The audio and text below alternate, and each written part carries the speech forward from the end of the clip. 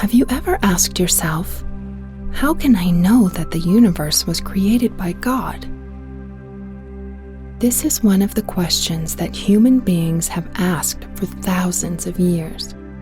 Today, using scientific, logical, and philosophical principles, I will show you that God exists and that He created the universe. First, let us look at the two most common reasons given by people who do not know God to explain the existence of the universe. Some people teach that the universe is eternal, that it had no beginning and will have no end. And this is absolutely false for a scientific reason that you will love. The universe is like a great candle that is lit, like a great source of burning light. Have you ever lit a candle before? If you leave it burning, little by little the wax is consumed, and it becomes smaller and smaller over time, until finally it ends with only a little piece of wick that goes out because there's no wax left. Everything that burns is consumed and eventually goes out. That is why the universe cannot be eternal. Well then, some might say the universe was ignited, but it could not have ignited itself.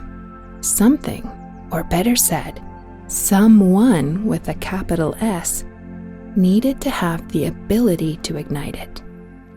Moreover, that someone needed to have great power to cause the explosions necessary to create the stars, constellations, planets, and of course, the Earth. Why is none of that eternal? Because everything that exists is being consumed and is slowly running out. Just like animals, plants, and even people grow older each day. Although billions of years will pass before everything is consumed, the universe is finite. It had a beginning, and it will surely have an end. The second statement made by some foolish people is that the universe began from nothing, just because. This contradicts a scientific principle that says, from nothing comes nothing. It is like wanting to buy candy when you do not even have a single cent in your pocket. Even if you wish for it with all your heart, money cannot spontaneously appear in your pocket. And without that money, you will not be able to buy a single piece of candy. Therefore, since nothing cannot produce something, the truth is that the universe was created by someone. And why do we say someone and not something? For the simple reason that if we find that life exists in the universe, that means the one who created it is alive. If we find intelligence in the universe, that is to say, everything in the universe was created with order and reason, it means that this someone is intelligent and has created everything according to a certain logic.